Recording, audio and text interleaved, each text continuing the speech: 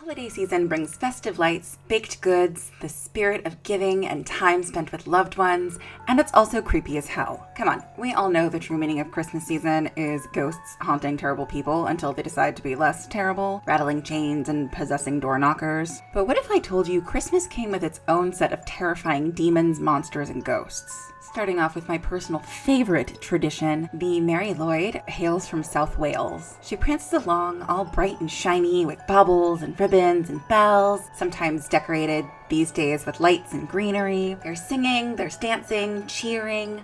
She'll snap her jaws at you if she's feeling a little impatient, but it sounds like a great time, unless you've got a thing about dead horses, or undead horses. Basically, somebody takes a horse skull and slaps it on a stick and then parades around with it, hiding under a sheet, while a bunch of their buddies in different costumes run around with them. It's kind of like trick-or-treating, except instead of candy, they're looking for beer. But unlike our familiar little goblins and ghouls on Halloween night, it's not just about ringing your doorbell and asking nicely. Oh no, the Mari Lwyd brings you a rap battle. A bunch of guys in costume ask to enter your house like a drunken singing telegram, and either you, the homeowner, have to give a rebuttal, also in song, or you have to allow them inside. Its origins and namesake are pretty murky, but given the choice between Christmas carolers and a rap battle with a dead horse, I'm gonna pick the horse.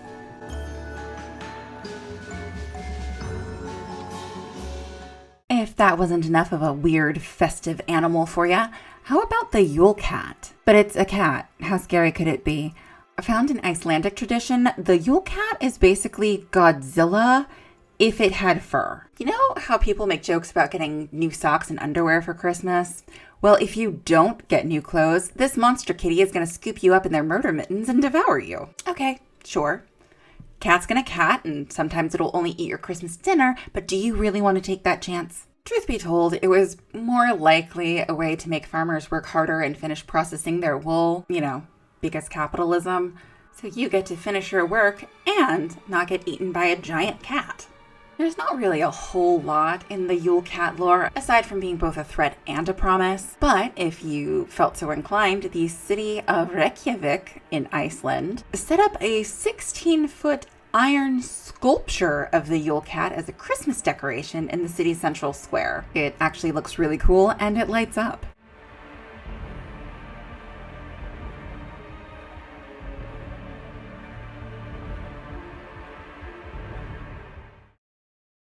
Last, and arguably scariest, is Frau Perchta. She's a winter goddess, or a Christmas witch from Austria and southern Germany. She's a combination of Germanic and pre-Germanic traditions, perhaps even Celtic tradition. Perchta was a guardian of wildlife and was said to lead the mysterious Wild Hunt, a party of spirits allegedly seen at night. What they're hunting is unclear. Some say it's a band of demons, or the souls of the dead, or even good souls pretending to be bad souls to scare off evil spirits. Perchta protected the vulnerable, including the souls of children who died young, and taught humans how to make cloth from flax. Families would leave her offerings to seek her blessing, and she also served as an archetype for the wise woman. Most often she's depicted as a kind, divine goddess, but her story has attempted to vilify her for years. Imagery and depictions of Perchta are often rooted in problematic origins and stereotypes, so stories like hers need to be treated with more care. And of course, her kinder nature is pretty much ignored for the more horrific attributes. Go figure. And surprise, surprise, the church is behind this one. They subverted the mainly oral pagan traditions with their scribes and accounts of evil doings.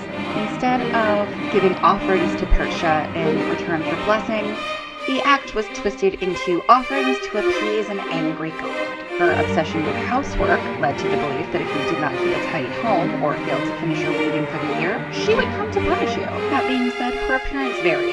If you've been good, she'll appear as a beautiful woman. If you're a liar, or you ate anything other than her feast day meal of fish and gruel, she'll appear as an old hag who will use a hidden blade to gut you, rip out your organs, and stuff you full of garbage and bits of glass.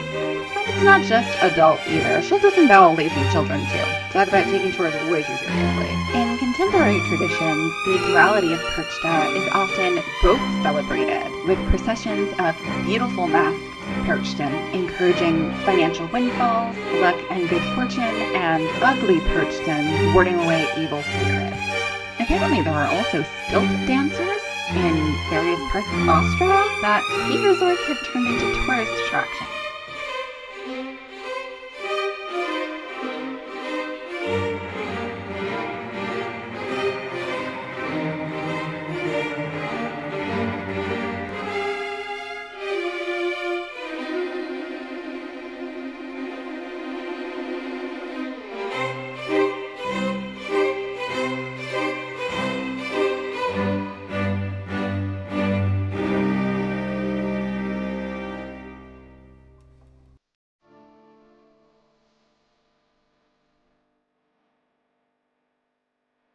Thank you so much for hanging out with me today. I really appreciate it. If you like this kind of content, feel free to subscribe, and I'll see you guys in the next video.